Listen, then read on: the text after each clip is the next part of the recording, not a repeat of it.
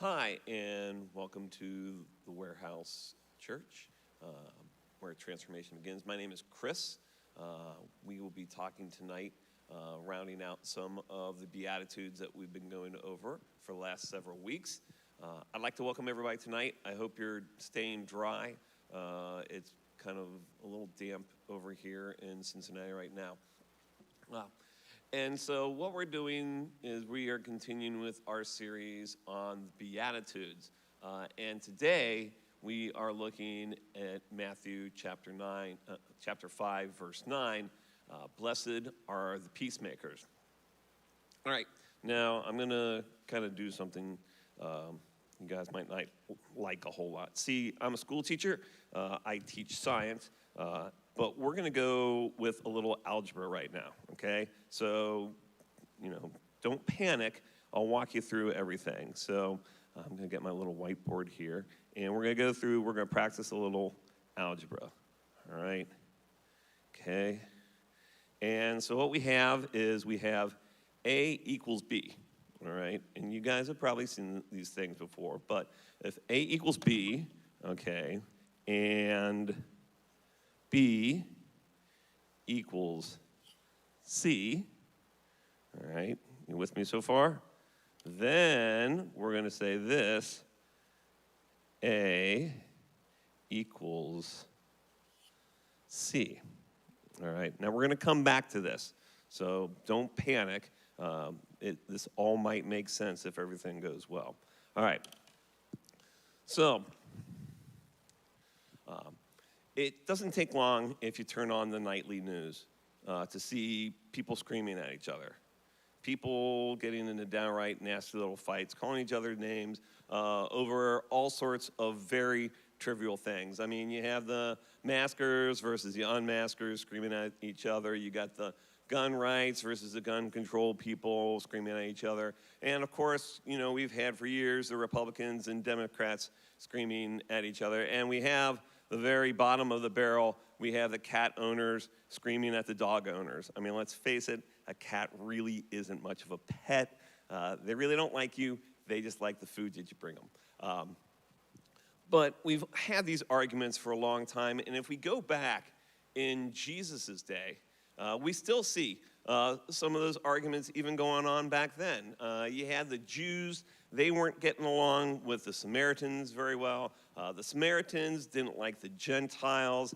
The Gentiles didn't like the Jews very much, and nobody liked the Romans. And so even in Jesus' day, people were still kind of screaming at each other, fighting with each other, calling each other's names, and in general, not trying to get along very well with each other. And this kind of brings us to a very interesting point that Jesus is going to make. See, we're going to kind of look back a little bit about how all this got started.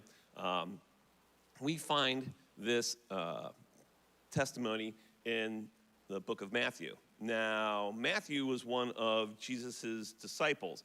He was one of the 12. He walked with Jesus. He talked with Jesus. He hung around with Jesus all the time. And if we look at this historical record, Matthew was written sometime around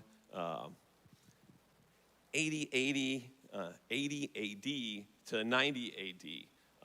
And I've always said that if you really want to understand what's going on in the Bible, you have to look at who wrote it, who it was written to, and why it was written. So the book of Matthew is written by the disciple Matthew. It does not state that, but early church fathers and early church historians attribute this book to Matthew. And it comes out a little bit after the Gospel of Mark. Now, Mark, known as John Mark, he hung out with the Apostle Paul. And they kind of toured up in northern Asia Minor, preaching primarily to the Gentile, the non-Jewish people of that region, and converting them to Christianity. So Mark, in his writing of his gospel, is writing primarily to those Gentile believers. Now, but biblical scholars kind of go back and say, well, if you look at Matthew and you look at Mark, they're very, very similar to each other. And people are going, Matthew is probably not only writing his gospel to affirm what Mark has said, but to kind of put his official stamp as one of the 12 disciples on it. And his audience tends to be the church that is gathered around Jerusalem and the outskirts of that area, who are primarily Jewish converts to Christianity. So, Mark, you have northern Asia Minor, churches that Paul had ministered to, getting his gospel. Matthew kind of confirms what Mark is saying and is targeting his gospel toward the Jewish believers in and around the area of Jerusalem. All right, so we pick this up with Jesus going on to do what is called the Sermon of the Mount. Now, this is very early in Jesus' ministry. Jesus had just been baptized by John the Baptist, and he was tempted in the desert by Satan. And now he's starting to go out and preach and heal and perform miracles. And he's starting to gather a little bit of a following because of that.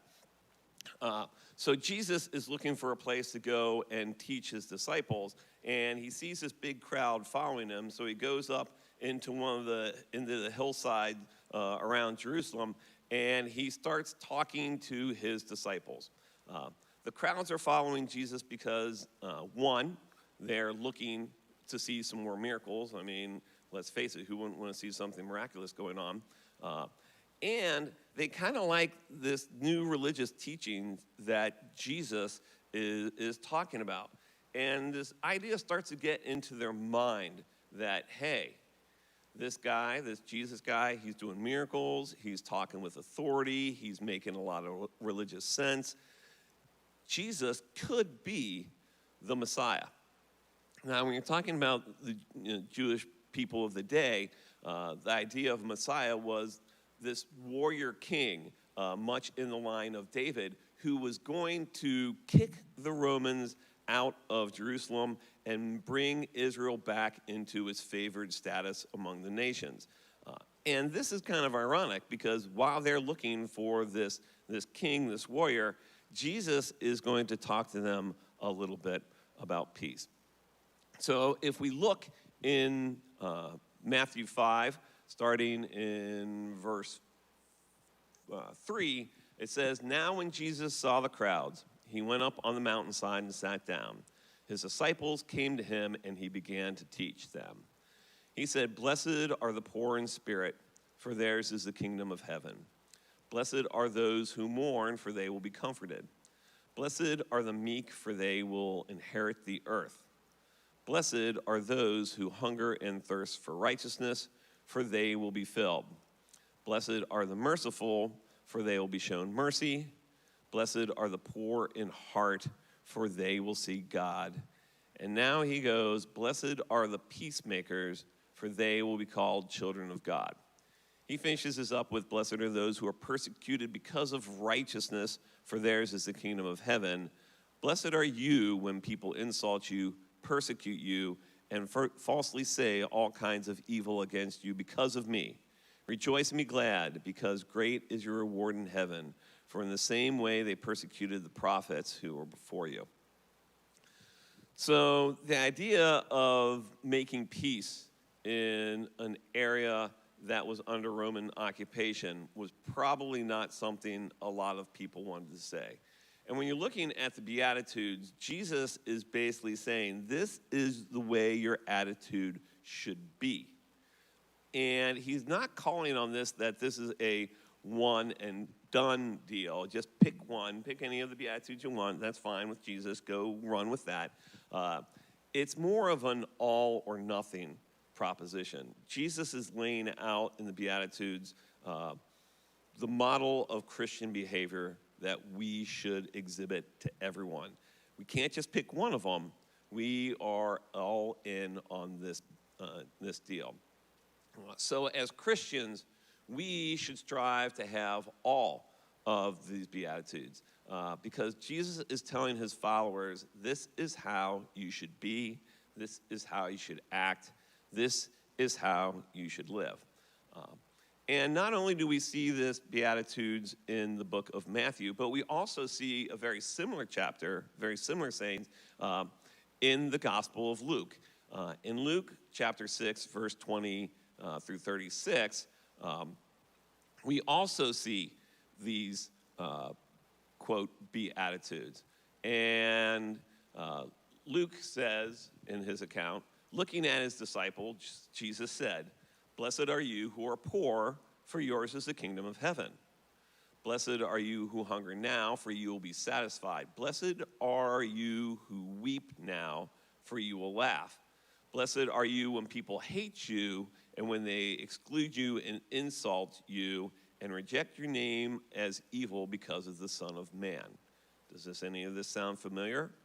All right, go back and look at Matthew. All right, Jesus also finishes up by saying, "Rejoice in that day and leap for joy, because great is your reward in heaven. For that is how their ancestors treated the prophets." And he sums this up by going even further, by saying that we are not only called to be peacemakers, but we are also called to love our enemies. And in Luke chapter 9, verse 27, or chapter 6, verse 27, it says, "But to you who are listening, I say, love your enemies, do good to those who hate you, bless those who curse you, pray for those who mistreat you. If someone slaps you on one cheek, turn them the other also. If someone takes your coat, do not withhold your shirt from them. Give to anyone who asks, and if anyone takes what belongs to you, do not demand it back. Do to others as you would have them do to you. If you love those who love you, what credit is that to you? Even sinners love those who love them. And if you do good to those who are good to you, what credit is that to you? Even sinners do that.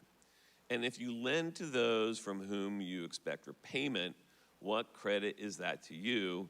Even sinners lend to sinners, expecting to be repaid in full. But love your enemies, do good to them, and lend to them without expecting to get anything back. Then your reward will be great, and you will be children of the Most High, because he is kind to the ungrateful and wicked. Be merciful, just as your Father is merciful." All right, so now we're going to go back to this. A equals B, B equals C, so A equals C. So if we are peacemakers, we are children of God.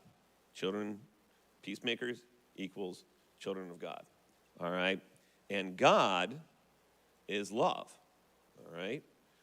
So if God is love, and then we are children of love, then if A equals C, we are children of love. All right? So what exactly does that mean? Well, we're kind of going to go into the one verses in the Bible that really deals well with love. In case you haven't been there before, it is 1 Corinthians chapter 13. And I'm not going to read all of it. I'm just going to kind of go with verses 4 through 7. It says, "Love is patient. Love is kind. It does not envy. It does not boast. It is not proud. It does not dishonor others. It is not self-seeking. It is not easily angered. It keeps no records of wrongs. Love does not delight in the evil, but rejoices with the truth. It always protects, always trusts, always hopes, always perseveres." And then I think the best part is verse 13. It says, "Now these three remain, faith, hope, and love. But the greatest of these is love." If we're to be peacemakers, if we are to be called children of God, then we are children that have to be able to love other people, as 1 Corinthians says.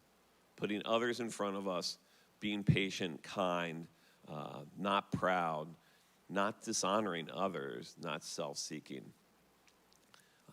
When I was in Bible college, one of my professors said that love basically wants the best for the object that is loved. And I thought a lot about that, and I think that's a very wise statement. But then I kind of put my own little twist on things and said, love does what is best for the object that is loved.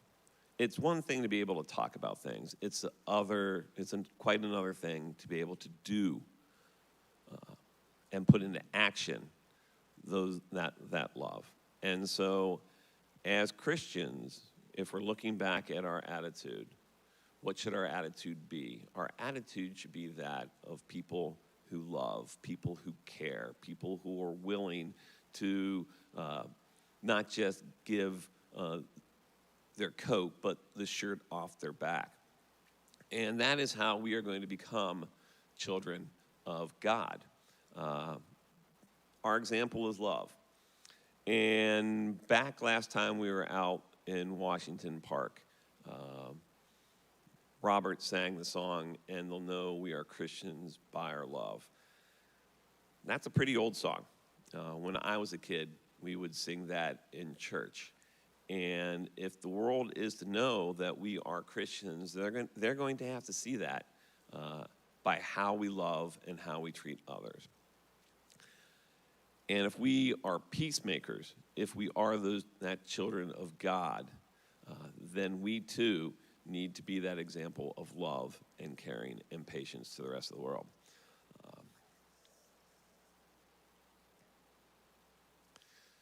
So not only do we see an example of peacemaking in Matthew, we're also going to kind of flip a little bit back further into the Bible to the book of James. The book of James, chapter 3, verses 17 and 18. And here we also hear about peacemakers. Now here's a little bit of irony right here, all right? When we're looking at the writer of the book of James, this is the actual brother of Jesus. This is Jesus' earthly brother. This is his younger brother. This is the son of Joseph and Mary. And you can only imagine kind of what the sibling rivalry must have been like in that house. I mean, come on, if you're James, you got to live up to Jesus. You know, I said, Jesus, you're always so perfect. And he goes, yeah, well, I kind of can't help that. So I think if you look at some of the other accounts in the Gospels, you know, James kind of has this chip on his shoulder. He doesn't want Jesus out there disgracing the family name by going out and saying the things that he's doing. The disciple John is so concerned about Mary and how she is going to be, who's going to take care of her, whether or not her actual biological sons are going to do that, that Jesus looks down at John and says, John, you know, this is your mother, this is your son. And he commands the apostle John to take care of Mary. But if we look a little bit further back in Acts, we see that James actually comes to this conversion experience and becomes one of the early leaders in the church. And if you've never read the book of James is one of my favorite books in the Bible. It's basically a kind of a Christianity 101, how we need to act and what we need to do in our day-to-day life. And in the third chapter, verses 17 and 18, he says, "But the wisdom that comes from heaven is first of all pure, then peace-loving, considerate, submissive, full of mercy and good fruit, impartial and sincere. Peacemakers who sow in peace reap a harvest of righteousness." So you got to hand it a little bit to Mary. She certainly knew how to get her boys to agree on at least one thing, and that is what we need to do as peacemakers.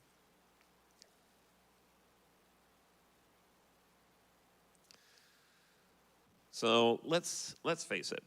You know, we kind of live in a divided nation. We live in a nation where compromise has become a dirty word. We seem to think that we win by shouting the loudest. And as a teacher, I see children who only know how to escalate situations and to make sure that their egos don't get hurt. I had a student who walked by a classroom and came up and said, Mr. Edelen, if those students keep laughing in there at me, I'm gonna have to, put hands on them. I'm just like, well, what makes you think they were laughing at you?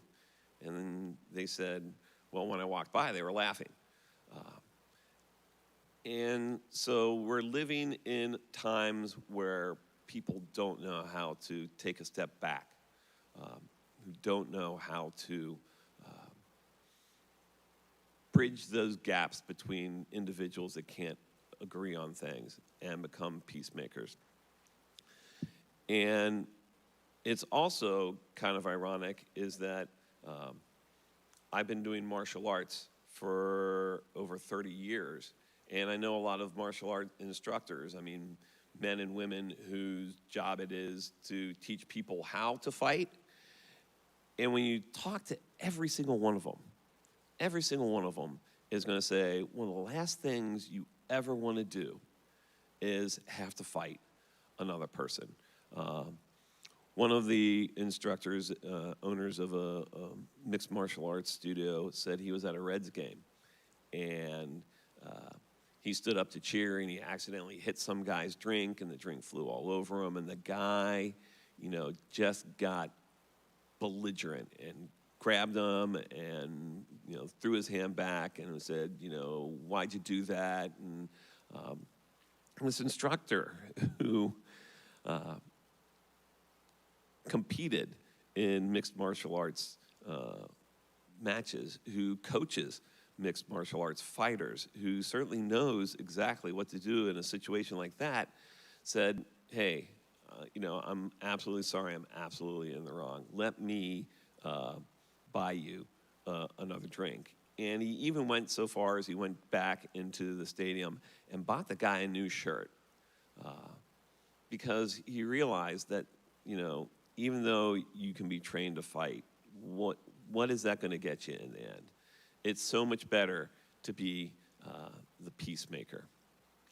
And we need peacemakers in today's world. So when you look at the Beatitudes are the attitudes that we should be living every single day. And again, they're not just a pick and choose which one you want to best exemplify. The Beatitudes are, this is how Christians need to be.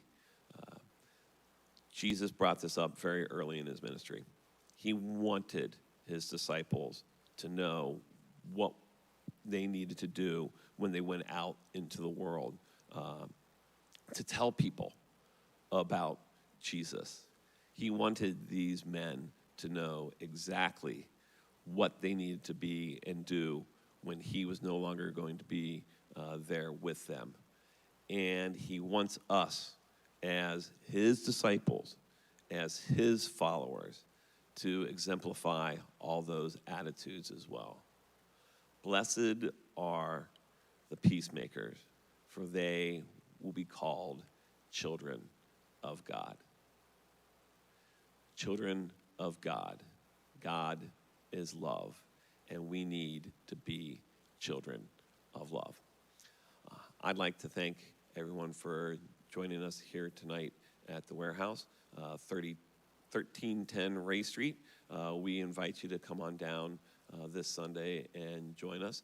And I'd like to thank you for giving me the time to, tell a little bit about something that has been on my heart a lot. If you've ever heard the song, What's So Funny About Peace, Love, and Understanding from Elvis Costello, that song has been going through my mind ever since I looked up this topic. And so go ahead, and you can do it. You can Google What's So Funny About Peace, Love, and Understanding. I was going to play guitar and sing it for you, but I don't play guitar and I can't sing. So I'm going to let you guys look that up for yourself. Thank you for joining us tonight. God bless you, and thank you.